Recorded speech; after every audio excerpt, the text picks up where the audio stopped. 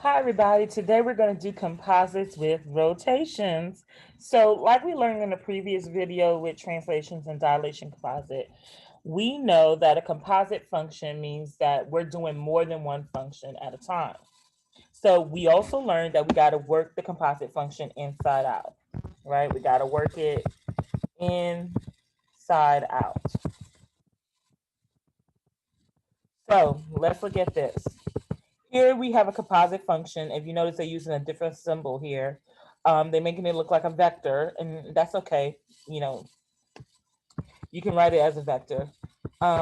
So we could do 1, 3 here, and then it's doing a rotation the way they have it. The O stands for the origin, and it's doing 270 degrees counterclockwise. Remember, when it's not negative, it is a counterclockwise rotation. Now, another way to write this composite rule is to write it with that little circle symbol that I told you that you will see in Math 3. Okay, that circle symbol that I told you that you will see in Math 3. So that's another way of writing it.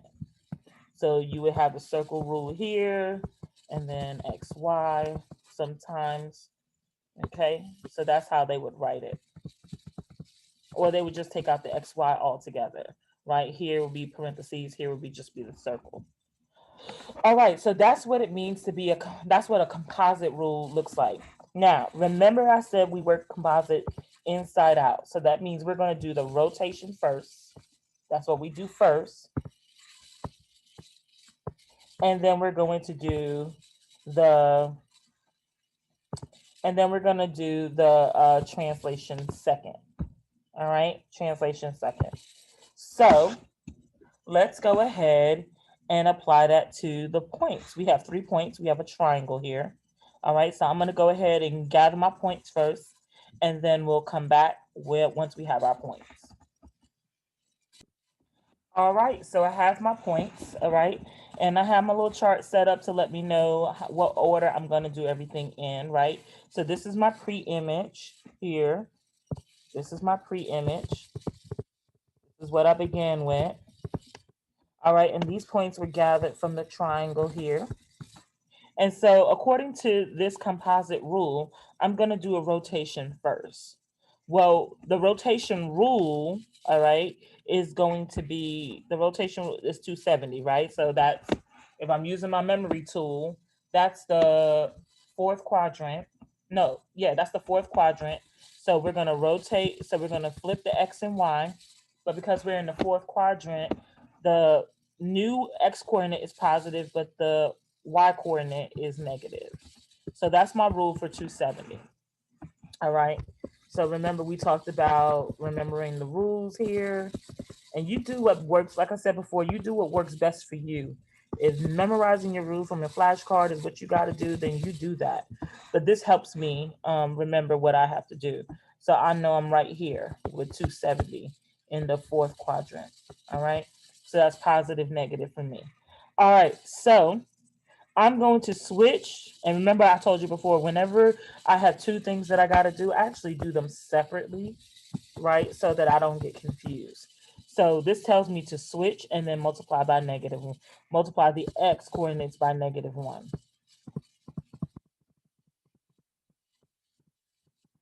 All right, so switch X and Y, and then multiply by -1. So even that in itself is a composite rule. Do y'all realize that? Because it's two things that's happening at the time, right? So here we go. So let's switch them first. -1, -2, -6, -3, -3, and -6. And then I'm going to change the sign of my new Y coordinates. So -2 times -1 is a +2. -3 times -1 is a +3. -6 times -1 is a +6. So that's my new coordinates. So remember, this was the pre-image. These are my intermediate points. My intermediate points. Intermediate image points. So this is not the final one, but this is the one in the middle before I get to the end. That's what it is. All right, so now let's do the final one. This rule right here tells me to move to the right 1 unit to the right, and 3 units up. That's what it's telling me, 3 units up. So that means I'm going to add 1 to all the x coordinates and add 3 to all the y coordinates. So adding 1, -1 plus 1 is 0. So -1 plus 1, let me do the work down here. -1 plus 1, that's 0. -6 plus 1, and -3 plus 1. So I'm adding 1 to all the x coordinates. So -1 plus 1 is 0. -6 plus 1 is -5. -3 plus 1 is -2. Now let's do the y coordinates. We're going to add 3 to all the y coordinates. So that's going to be 2 plus 3, 3 plus 3, and 6 plus 3. So 2 plus 3 is 5, 3 plus 3 is 6, and 6 plus 3 is 9. So those are my final image points. Those are my final image points. All right. So now it's time to graph this. So give me a moment and I'm going to go ahead and graph my intermediate points so that you can see what it looks like. But I'm not going to graph it on the right side because they only want me to put the final answer on the right side. I'm going to actually graph my intermediate points on the left side where I can do the work.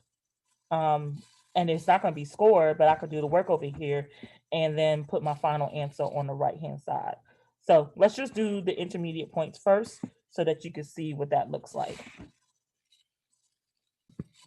All right, so there goes my graph. All right, so remember that's a 207-degree rotation. So it went like this and ended up right there. So that's my intermediate point. Now I want to graph my final one, and I want to graph it over here where the answer is supposed to be, right? So I'm going to graph it over here in blue. So we'll be back once that is done. All right, so now I got my final image here. As you can see, we definitely moved it over 1, right, and up 3. That's what we did. So that's how we ended up there. All right, so that's how you do a composite with a rotation. And this one was actually with a rotation and a translation. All right, so that's it. Good luck on your assignment.